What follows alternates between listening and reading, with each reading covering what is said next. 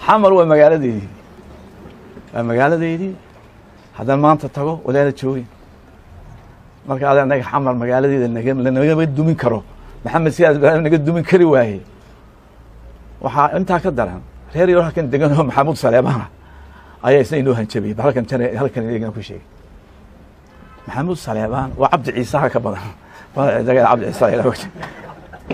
maamul bay samaysteen ya dawlad bay iska dhigeen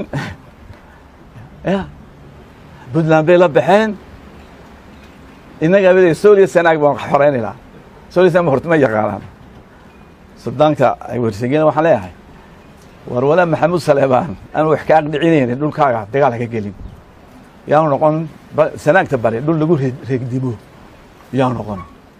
wa xaraan bay ka tahay xadka Soomaaliya bedela oo Maxamuud Saleebaan ay bedelaan super power iska sheega hadda durbaanka qabiilka la joojin waayo waxaan sheegay Maxamuud Saleebaan dagaalka ay koonfurta ciidanka wad garanayso waa niman irira haddaan walaal siidhiga ugu dhufto maanta siidhiga haddaan ugu dhufto in sandwich ka dhigi doono xamar waa magaaladeedii haddaan maanta tago walaal joogi marka aad anaga xamar magaaladeeda naga dumin karo maxamed siyaad naga dumin kari waayay ya behaviorkooda ka dambeeyay behaviorkiisi in yaro qabiili u noqday atiisi qabo maskax wax ka qabo noqday ما حكومة كلام وهراجي محمد سياد براوي never again